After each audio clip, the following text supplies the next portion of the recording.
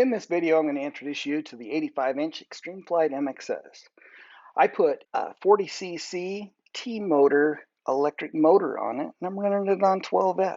This plane is set up for sport flying and some really light 3D. It's not set up to be an aggressive XA type plane. It's just for your everyday flyer to take out and enjoy. Maybe do a little bit of hovering, practice some rolling harriers, and just enjoy a large plane that flies light and stable.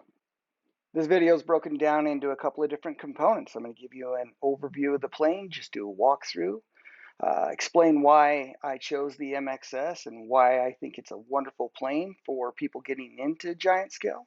We're going to do a quick look at how this plane builds and the work that needs to be done, how I've got this plane set up, and then just give you a quick overview of shipping and how it arrives. So this electric MXS is truly where engineering meets art.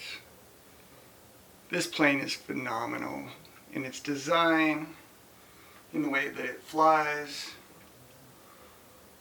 It's just truly a wonderful experience, and it's something that everyone can fly. This is not a super extreme plane that can't be flown by a sport flyer. With lower rates, this thing is fantastic. This plane is equipped with a T-motor, 40cc electric. It's run on 12S with the 2410 wood prop.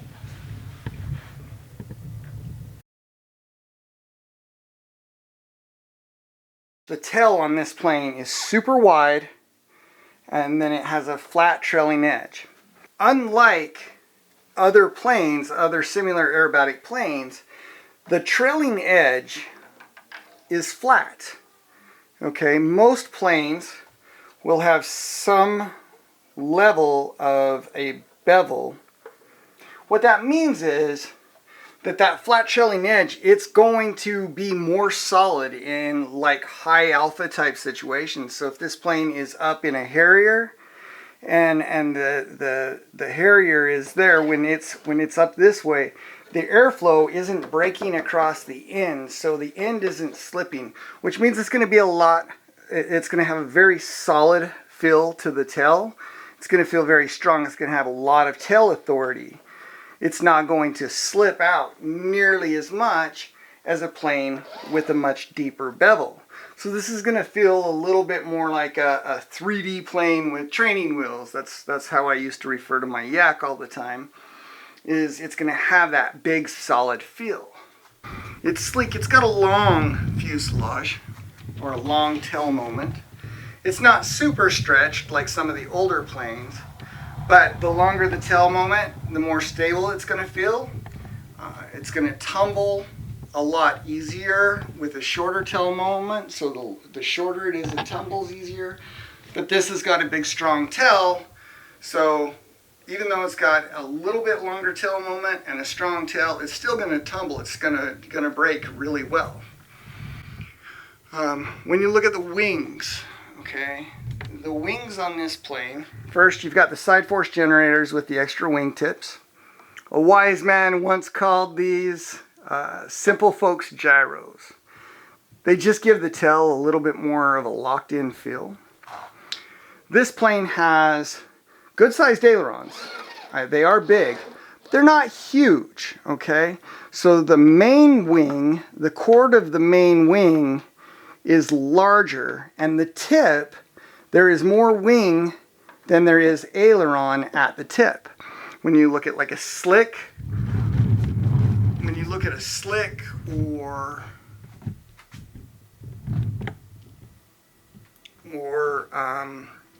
even an extra, you'll find that you're going to have a little bit more aileron. The aileron's going to come up here a little bit more.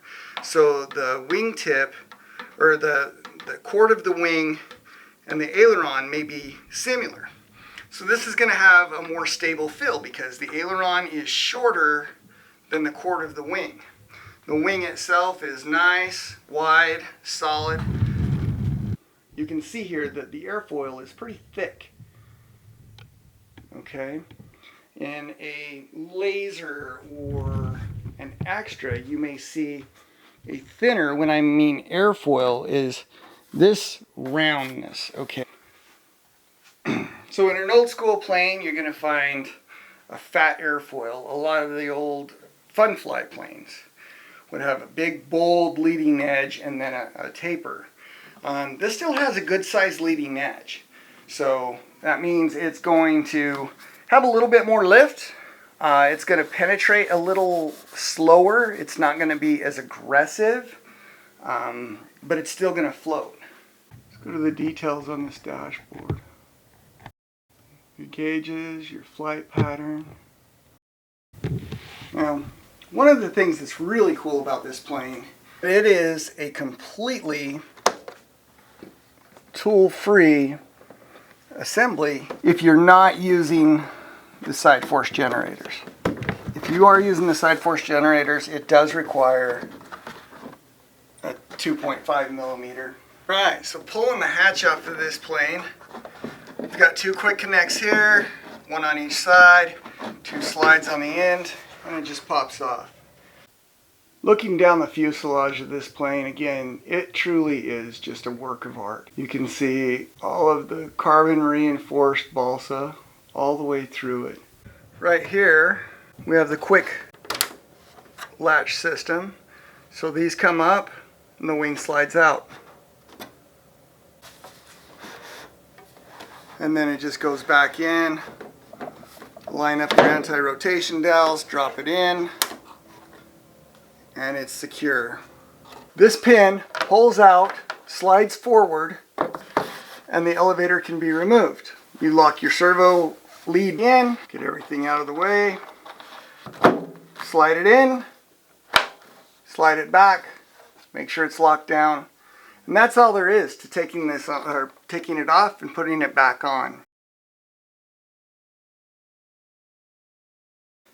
So one of the things that I think is really amazing about the Extreme Flight stuff and where they're at this point, you know, the prefabrication work has just gotten better and better and better with every iteration that they put out.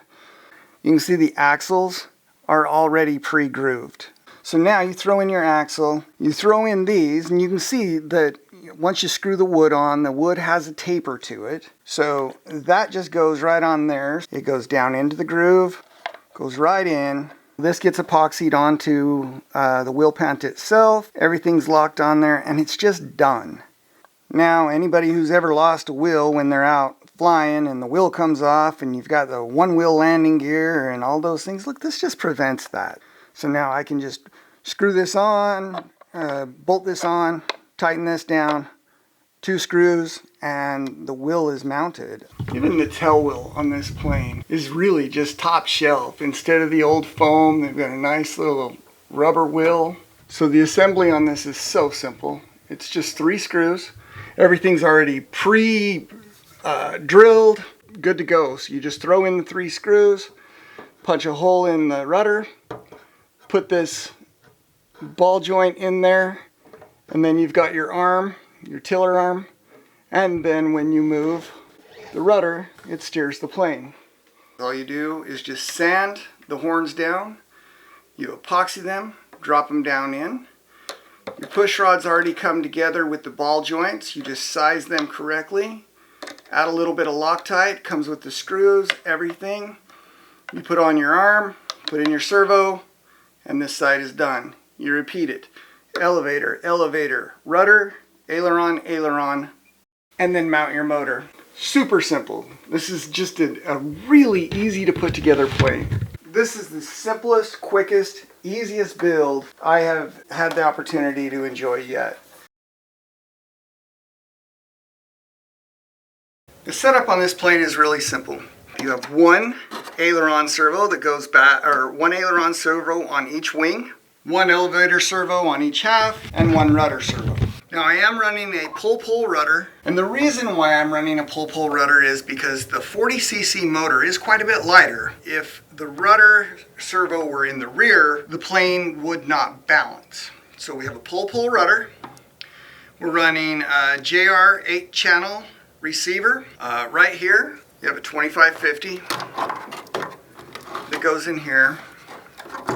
This plugs in the plane. That's going to run the receiver and all the servos. Then out front, I'm running two 6S 5000s. I'm fairly certain this can run with 4000s easily and get decent runtime. These two will run into Y, which goes into the 160 amp hobby wing speed control, or ESC, going to the 40cc motor. And that's really all there is to setting this plane up. The 40cc T motor in this plane does not provide overwhelming power, but it is absolutely sufficient for loops, rolls, snaps. If you wanted to give IMAC a try and do something like the basic class, sportsman's class, probably even advanced, this would be sufficient. This is a great economical alternative that everybody can enjoy. If you wanted to go more aggressive, put a 60cc motor in this plane and it opens the door to all different kinds of fun.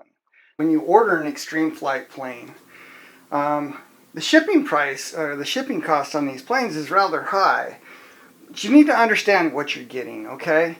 Each one of these are double boxed. So you have your outside packaging, then you have your inside packaging, and that's your cowl. Same thing, fuselage in the same heavy duty box. The wings, we'll open this one up, and you can see the wings, they come in with bags on them. Your wings are inside there. You've got your wing tube. Everything's locked in, secure. And then this box here is in another box. So you're getting 3 boxes, all double wrapped, everything's secure, and that's how these planes are shipped. I mean, the cardboard on this box, just on the wing box, just to give you an idea, the primary box, I mean, this is a 1/2 inch thick. This is 1/2 inch cardboard around the wings. Same with the fuselage. Everything's locked in. Helps these planes arrive safe, secure, and in good shape. If you like the content of this video, please subscribe, share, and log in to RC Air and see some of the other stuff we have. RC Air provides remote control flying clubs with club management tools and pilots with information, tutorials, all different kinds of things. Enjoy RC in a different way with RC Air.